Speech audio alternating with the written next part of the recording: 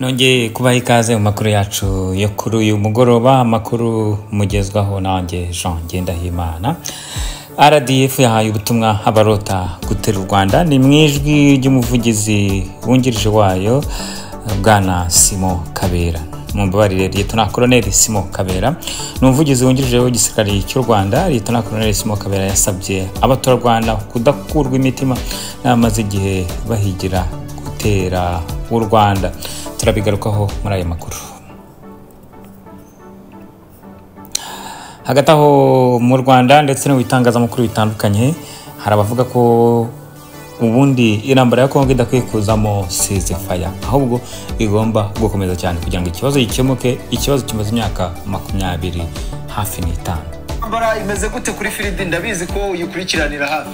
Intambara ngira ngo ejo habaye ikosa, bankoreye ikosa bombi.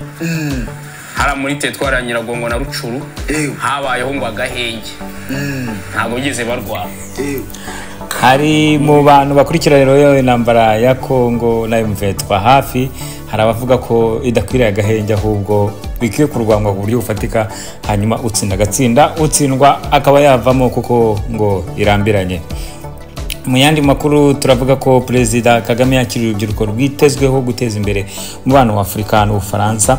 Perezida Kagame rero yakiriye mu biro bye urubyiruko rutandukanye rwo mu bihugu bya Afurika muri gahunda izwi nka Young Leaders, rwitezweho kuzamura guteza imbere umubano wa Afurika n'Ubufaransa.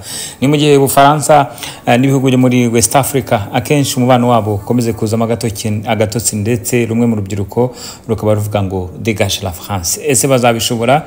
Ikaze mu makuru yacu yo kuri uyu 29 ukwezi kwa kabiri umwaka 2024. Turi mu mpera z'ukwezi rero, amakuru yacu ku buryo burambuye. RDF yahaye ubutumwa abarota gutera u Rwanda. Umuvugizi wungirije Lieutenant Colonel Simon Kabera yasabye abaturarwanda kudakurwa ngo umutima n'abamaze igihe bahigira gutera u Rwanda. Bayivuze nyuma y'aho Perezida Kagame abwiye bamwe banyamakuru barimo n'uwitwa Kensi ngo baryamye basinzire, nta muntu uzigera abatera. Hagati aho kandi ibi babivuga mu gihe Tshisekedi yari yavuze ko azarasa u Rwanda nyuma yo kubidekarira mu nteko ishinga amategeko. Ibi kandi bikagirana n'umwuka mubi w'u Burundi n'u Rwanda, ndetse no kuba igihugu cya Tanzania ngo cyaba gifite abantu bacyo barwanya M23 bivuga ko ishyikiwe n'u Rwanda. Nibyo yatangaje rero kuri 29/2024 ubwo mu kiganiro kuri televiziyo y'u Rwanda. Lieutenant Colonel Kabera Simon yavuze ko abaturarwanda bakwiriye kuryama bagasinzira kuko umutekano uhari kandi wuzuye. Yavuze ko umutekano udateze guhungabana na gato kandi ko ugendana n'iterambere igihugu cyifuza kugeraho. Umuturage naryama asinzire, yiyorose, ushobora kurota arote. Yavuze ko ari nayo mpamvu ibikorwa by'iterambere bikorwa n'ingabo z'u Rwanda na polisi y'igihugu byahujwe n'urugendo rw'imyaka 30 ishize u Rwanda rwibohoye. Lieutenant Simon Kabera yavuze ko nubwo ibikorwa bigamije guteza imbere abaturage atari bishya, ibyo uyu mwaka babyitezeho umusaruro wisumbuyeho. Ati twabonye ko guhuza imbaraga bidufasha kubona aho dushyira imbaraga, kuvura abaturage, kubaka ibitaro n'ibiraro, kubaka amashuri y'incuke, kubakira abatishoboye n'ibindi. Colonel Simon Kabera Lieutenant Colonel yatanze urugero ko aho bakuriye yabonaga umusirikare n'umupolisi akiruka kuko yumvaga ari bumutera umugeri. Yakomeje agira ati bijya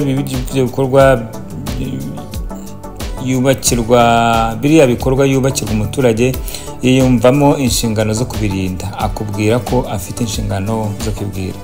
Nubwo Simon Kabera avuga gutya, hari amakuru avuga ko mu Rwanda hari abatangiye guhunga ndetse no kuganisha imiryango yabo mu mahanga.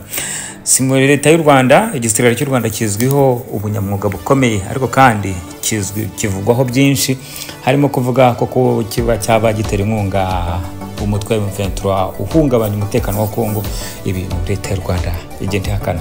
Igisirikare kandi kivugwaho gukoreshwa mu butasi bwacyo gushimuta abatavuga n'umutegetsi ndetse no gukorera iyicarubozo nk'uko imiryango Human Rights Watch ibivuga, ariko leta y'u Rwanda ikaba yarakomeje kubihakana.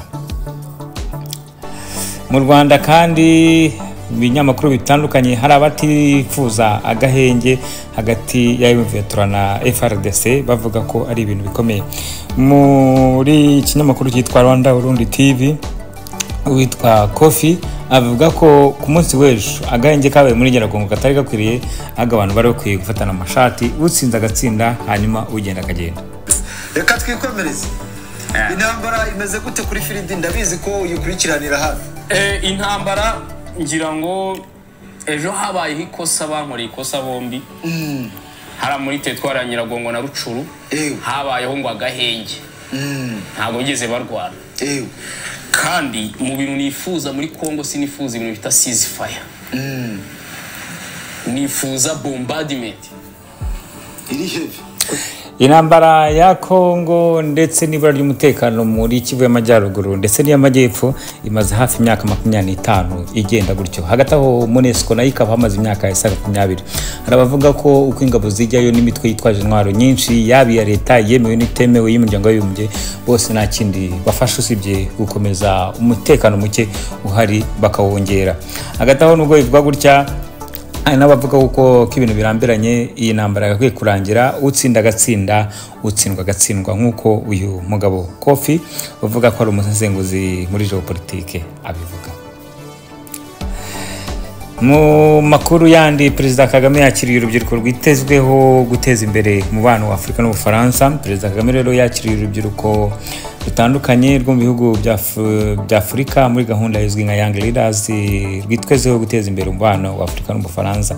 N'urubyiruko ruri mu cyiciro cya gatatu cy'iyi gahunda isanzwe itegurwa n'umuryango French Africa Foundation. Ubutumwa ibiro bya Perezida byashyize kuri X buvuga ko urubyiruko rwasobanuriye Perezida Kagame gahunda bafite guteza imbere ikoreshwa ry'ubwenge bw'ubukorano artificial intelligence muri Afrika, kwihaza mu biribwa ndetse n'uburezi.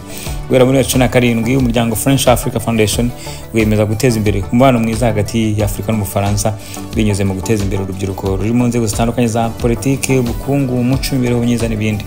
Gahunda ya Young Leaders yitabirwa buri mwaka n'urubyiruko ruturutse mu bihugu bitandukanye bikoresha igifaransa muri Afrika hagamijwe kurebera hamwe uburyo umubano wa Afrika n'Ubufaransa watezwa imbere ku nyungu z'impande zombi.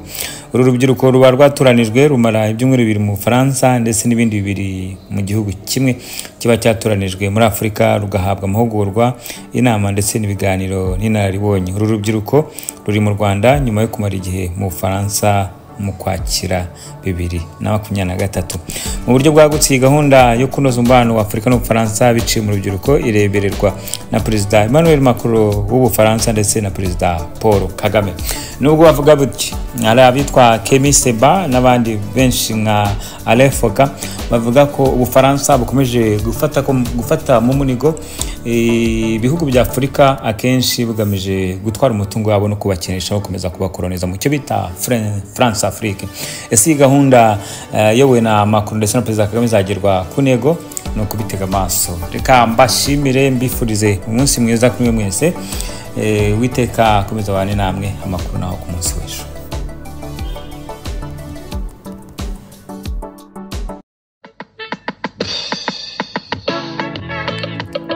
Mbere na mbere amakuru urashaka visa kwiga gutura cyangwa kuba i Burayi twandikire kuri guteranya 49 173 8904 ubundi tukugezeho amakuru n'ubujyana mu bujyanye no kwabona visa byihuse. Ufite umwana wawe ushaka kwiga uri Burayi se urashaka ibyangombwa tugane ubundi tukugeze ku bibazo tuguha ibisubizo by'ibibazo ufite muri rusange by'imiturire ndetse na immigration ku Burayi, Canada ndetse na Amerika. Inkuru nziza rero yatashye abanyarwanda ni ubujyanama bwacu tugane service nziza zinoze ziragutegereje.